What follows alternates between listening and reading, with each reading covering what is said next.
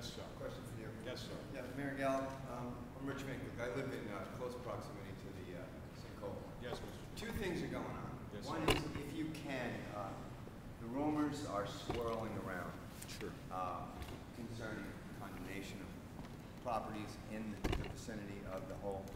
Going forward, you know, you're going to need to expand the construction zone. If you can at all, just basically the confirm or deny that sort of a statement, number one. And number two, when we do get through this, whether through the city of Kingston or through the homeowners and residents, how can we get the state to permanently remove commercial traffic from Washington Avenue? Because that's a mile from Greenkill to Lucas, and we're undermined here. It's going to happen at various locations. Do we have any options to keep commercial traffic off? Good questions. The first question is, as I just stated, Mr. Van Cleek, I'm stating this publicly. Okay. Anything the city has to do to make that property owner whole, given the inconvenience that has been caused by this geologic phenomena, we're going to do it, number one. Number two, we're not there for condemnation, God forbid. The only concern I had last week at 2 emergency meetings with staff, our engineers and the chief there and his safety officer, was to ensure the safety and access of, God forbid, an emergency vehicle in the event of a fire or something like that. So we feel comfortable at this point that that's going to be okay. I am concerned about one property owner in particular who I spent time with Sunday afternoon, and she's very concerned. It's my understanding, I don't think she's staying there right now currently. She's staying with a family member. But nonetheless, okay, I gave her my word and assured her too that whatever the city has to do to make it right, and we will give her ample notice if we think it's unsafe. That doesn't mean if we think it's unsafe that we would then automatically pull the trigger and proceed with condemnation proceedings. That would have to be a last resort where literally the circumstances have become such where not only is it unsafe, but it would be unsafe prospectively, God forbid, to go back into the house. In terms of expanding the construction zone, we have situations where we're using some individuals' lawns. We have to make that right. Some individuals, okay, where their driveways, not the property owner whose driveway is encroaching into the sinkhole, that'll be taken care of, but the driveway, okay, the property next to that property that we're using to get our equipment in there and our pump, etc., I got to make that right for that homeowner. It's only right. In reference to the road, you raise a good issue.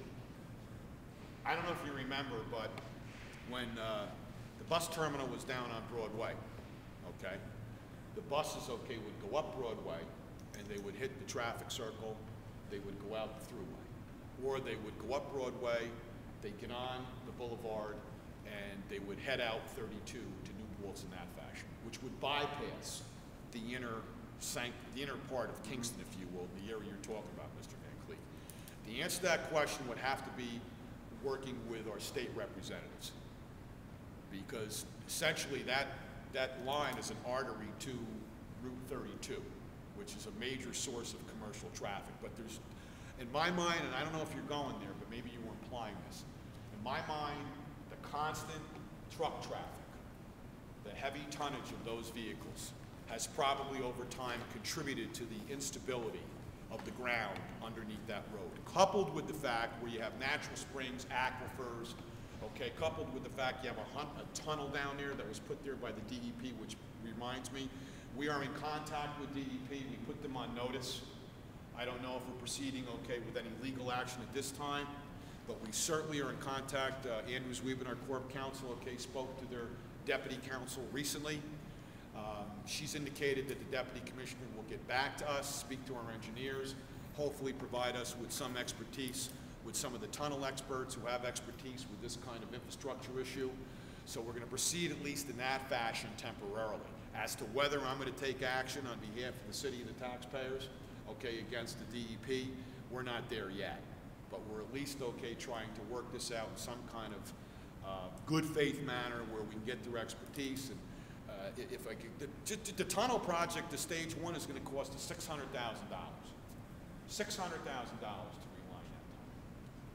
And getting back to the traffic, I see someone here who's a representative with Sullivan Cahill. I will follow up with that individual to see if in fact, okay, that we would potentially have the state's involvement, or if it would be a matter, I'll speak to Corp Counsel, if it would be a local law, which would ensure that that heavy truck traffic would be bypassed, okay, down Washington Avenue.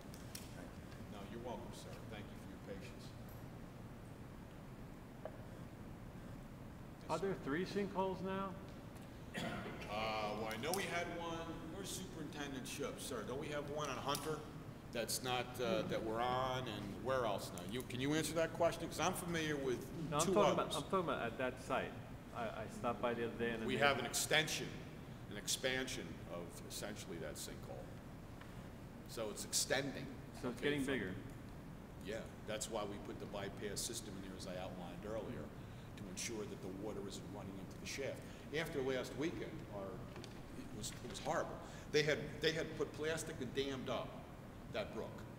The force of the water was so significant, it literally peeled up the plastic, and the water was running under and over the sandbags and into the sinkhole and in the shaft. It was very bad, because all it does is exacerbate the problem down below. So that sinkhole extended further from the bad weather. Right now, thank God, in the last couple of days, okay, things have been stable because we haven't had any rain. But there's no question that the answer to your question is 3. It's just an extension, okay, given those geological and those hydrological factors, that sinkhole is going to continue to expand. And that's why in the short term, we're doing everything we can to mitigate that expansion.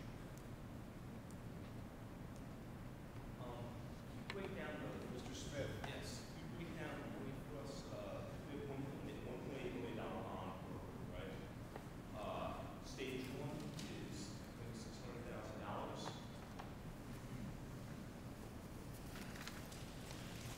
Thank you, Mr. Larry. There's media copies, more copies available. Dennis, you want to outline that, Dennis? You want to- Sure.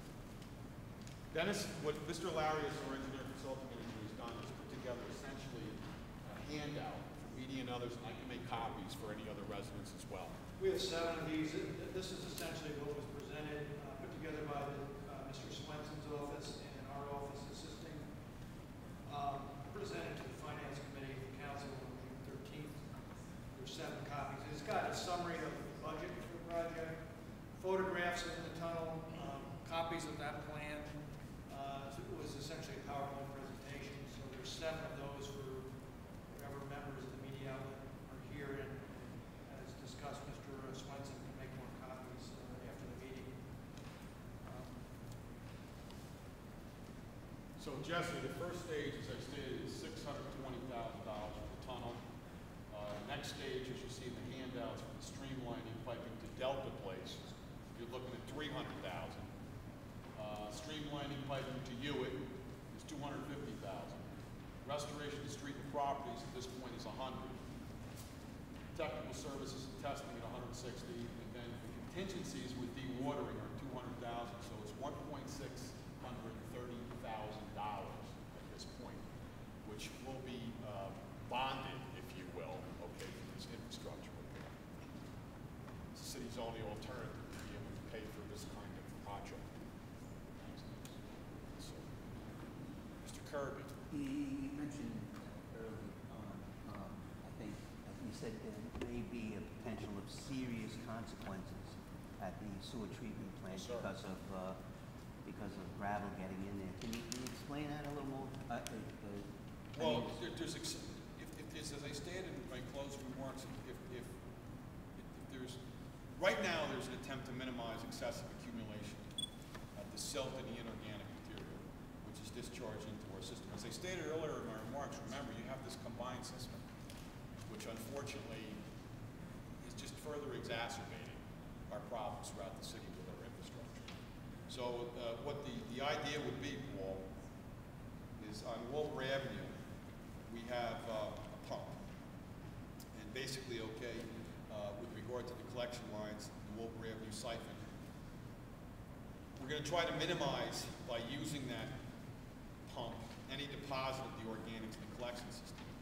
And what I'd like to do, if I could, if maybe Bob or Alan could just clarify or amplify, okay, what essentially, okay, you provided me in a report, just to respond to Mr. Kirby's question, I greatly appreciate it, because you're the technician here and can explain that a lot better, simple terms than me. Mr. Kirby, that's Mr. Winchell. Yeah, I know. Yes, sir. Is he coming up? You want Al, come on. Sir. What we're going to